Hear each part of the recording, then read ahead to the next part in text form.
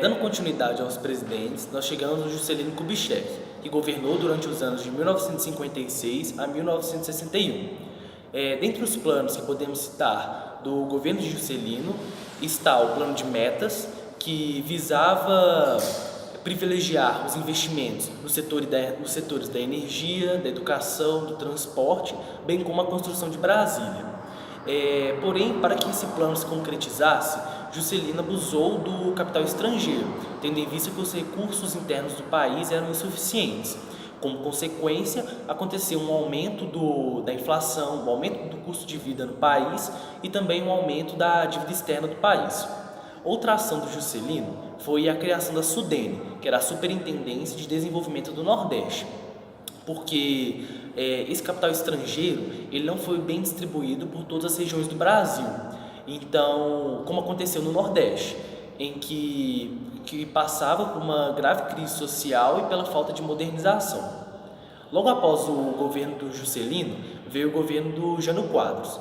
O Jânio Quadros ele foi um presidente muito controverso, tendo em vista as medidas esdrúxulas que ele tomava, como, por exemplo, a proibição de biquínis ou a proibição das brigas de galo.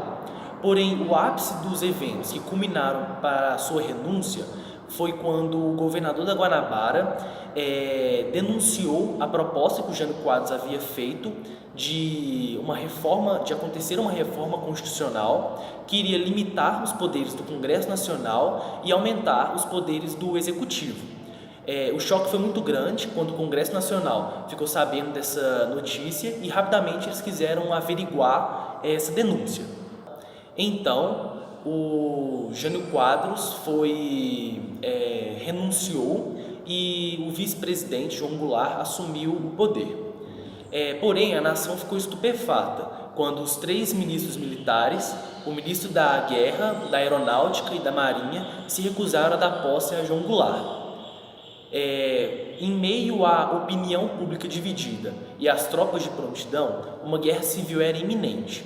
Para evitar essa tragédia, os líderes parlamentares propuseram o ato adicional, também chamado de Emenda Constitucional número 4, que propunha a mudança do sistema presidencialista para um sistema parlamentarista.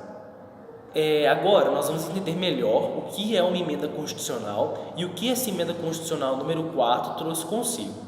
Em síntese, uma emenda constitucional nada mais é do que uma mudança em um texto específico da Constituição de um Estado, ou seja, é a alteração em algo que foi previamente promulgado.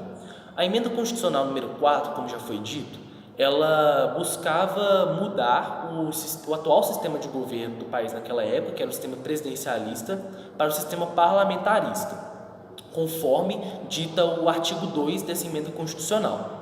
Já o artigo 3, ele trata sobre as funções do presidente da República, bem como sancionar e fazer leis. Já os artigos seguintes, os artigos 4 e 5, eles vão tratar sobre o julgamento do presidente, como o presidente será julgado, que vai depender dos crimes que ele tiver cometido, crimes comuns ou crimes funcionais. Os crimes funcionais, que é explicado no artigo 5, são os crimes que o presidente, com a sua função, comete contra a Constituição ou contra o Estado. Logo após o governo de João Goulart, que foi deposto, assumiu o primeiro presidente do regime militar, que foi Castelo Branco. Esse presidente propôs uma série de atos institucionais que visavam driblar os entraves constitucionais até que uma nova Constituição fosse feita.